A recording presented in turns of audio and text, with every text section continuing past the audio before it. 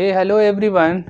आज इंग्लिश की इस क्लास में हम लोग एपोस्ट्रॉफी एस के बारे में सीखेंगे। एपोस्ट्रॉफी एस होता क्या है, इसकी मीनिंग क्या होती है, इसको जानेंगे। ये बहुत ज़रूरी है क्योंकि इंग्लिश में हम लोग चीज़ें लिखते हैं तो बहुत बार हमें चीज़ें समझ नहीं आती, तो इसके बारे में आज सीखने की कोशिश करते हैं एपोस्ट्रॉफी के बारे में। तो सबसे पहले समझते हैं एपोस्ट्रॉफी एस, जो कॉमा एस होता है उसका हिंदी में मतलब होता है का, की और के।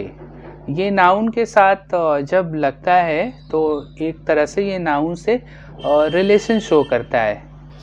तो आइए इस कड़ी में आगे बढ़ते हैं और ये सीखते हैं कि एपोस्ट्रॉफी के रूल्स क्या होते हैं। ये जानना बहुत ज़रूरी है।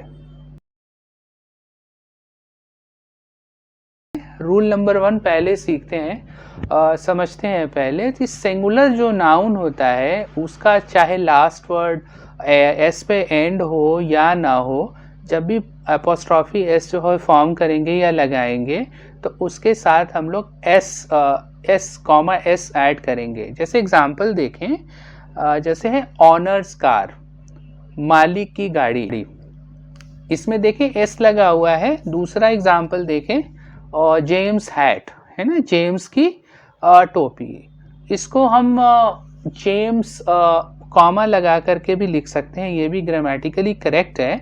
बट हम कोशिश ये करें कि जब भी हम ये लिखें तो उसको जो है उसको समझने की कोशिश करें। जैसे एक और एग्जांपल है मार्कस। मार्कस देखें तो एक नाम है, नाउन है। मार्कस के लास्ट में एस आया हुआ है, लेकिन जब भी हम एपोस्ट्रॉफी इसमें फॉर्म करेंगे तो हम लास्ट में कॉमा लगा के एस ऐड करेंगे। जैसे मार्कस, मार्कस कार या मार्कस कुछ और कहें।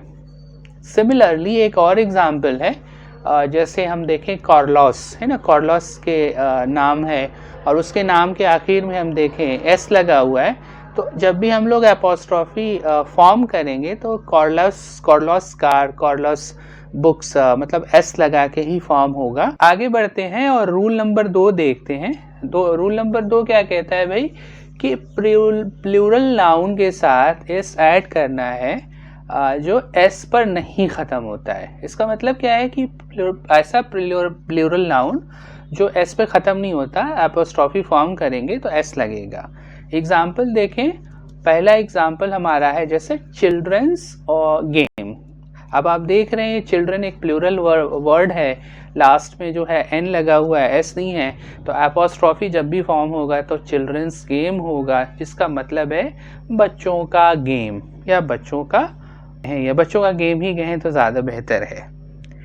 दूसरा एग्जाम्पल देखें इसी कड़ी में, दूसरा एग्जाम्पल क्या है भाई हमारा मेंस क्लब। मैन का क्लब कहें, मैन का क्लब है या मैन जाते हैं, तो इसमें भी देखें एन लगा हुआ है, लास्ट में नहीं लगा हुआ है। तो जब भी एपोस्ट्रॉफी फॉर्म होगा या कॉमा एस लगाएंगे तो कॉमा लगा करके आपको जो है इसको फॉर्म करना है।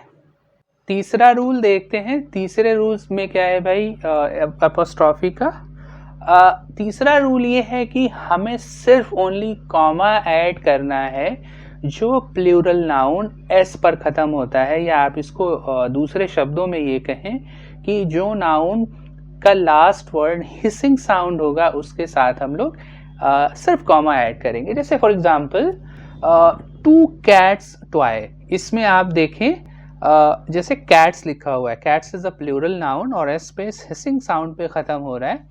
तो जब भी एपोस्ट्रॉफी फॉर्म करेंगे तो हमें सिर्फ कॉमा ऐड करना है। अगर हम कॉमा ऐड नहीं करते या एस लगा लेते हैं उसके साथ तो वो ग्रामेटिकली रॉन्ग हो जाएगा। दूसरा एग्जाम्पल देखें, जैसे 3 फ्रेंड्स लेटर, 3 दोस्तों के खत, 3 दोस्तों के पत्र आप कहें। अब इसमें भी आप देखें कि फ्रेंड्स प्लूरल है, बहुत सारे दोस्त हैं, 3 फ्रेंड्स हैं एक्चुअली, 3 दोस्त हैं, 3 दोस्तों के खत हैं, है ना। तो एपोस्ट्रॉफी जब भी फॉर्म होगा सिर्फ कॉमा ऐड होगा, कॉमा के अलावा हम कुछ नहीं करेंगे। अगर हम एस ऐड करते हैं तो वो हमारा सेंटेंस जो है ग्रामेटिकली या फ्रेज जो है ग्रामेटिकली इनकरेक्ट हो जाएगा। तीसरा एग्जाम्पल देखें, जैसे द कंट्रीज लॉज, देशों के कानून।